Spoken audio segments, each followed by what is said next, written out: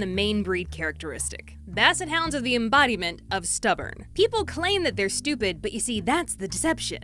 Basset Hounds know exactly what you want from them, but they're also smart enough to know that the world isn't gonna end if they ignore you. If the rules didn't serve him, he didn't listen. I wish I had the confidence of this dog. If his life were a classic hero's journey, he always skipped that step where you're supposed to refuse the call to adventure. Let's say you could speak dog and you're the NPC telling him, hey, you see that treacherous path over there? Don't go there, big danger, you'll die 1,000 deaths. And he'd be like, well, that sounds like somebody who doesn't want me to have fun. Screw you. No ominous warnings of the dangers ahead, we're gonna keep him from Mount Doom. And off around the house for the dogs and the rest for our horses. That is, until we got Charlie. He, with his big basset brain, figured out that he just needed to lay flat on the ground like a pancake and army crawl his way across the cattle guard. We would constantly find him in the pastures just puttering around or hanging out with the horses and the barn cats. Him across the fence chilling by our duck pond, and she yelled, Charlie! And for some reason, when he heard that, he looked upwards towards the sky like God was calling him. Searched the sky and everything, like the staircase to the pearly gates was gonna appear before him. I mean, all dogs do go to heaven after all. Fun fact, Rachel was the one who named him Charlie, but I started calling him Charlie Barkins after the main character in that movie.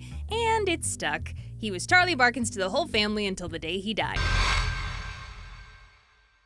Turns out that heavy galloping was just Charlie trying to race by Mom and beat her to the cattle guard, possibly to avoid a scolding, though Mom definitely had a few choice words to shout at him as he ran back to the house. Charlie wasn't just a ranch dog, oh no, he was a corporate professional. Mom, Dad, and Rachel would take him to the family business all the time where he did very important work, and walking from room to room hounding people for love and affection, waddling in carrying something in his mouth.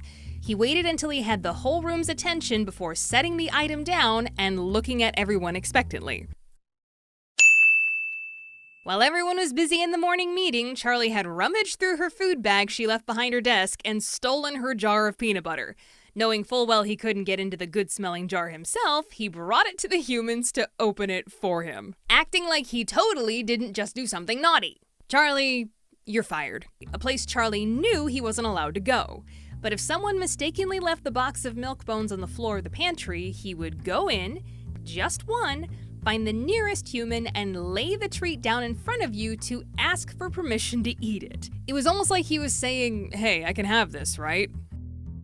Well, I guess you can, since you asked so politely. Rachel tells me that he one time did this with a whole unopened box of treats, just pulled it from a grocery bag and laid it at her feet, expecting her to open it. I would think but not Charlie. No, such things were beneath him. Why should he get his paws dirty when one droopy-eyed stare makes every human... So one time, Charlie needed surgery, ironically, on his stomach. Probably shouldn't have eaten and destroyed so many things you weren't supposed to. Poor baby was so unhappy coming out of anesthesia that he howled from the moment he woke up until they brought him out to Rachel. He had to be put under for a series of tests, and when we brought him back to the ranch, he wandered to my dad's garden, sat down, and just stared off into space in that spot for hours. I called him to come back in a few times, but dude was on another planet at that point. Didn't even notice my presence until I physically touched him. Must have been having one hell of a trip.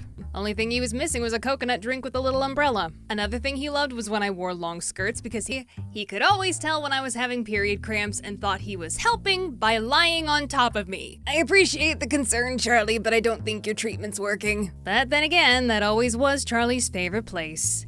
On your lap.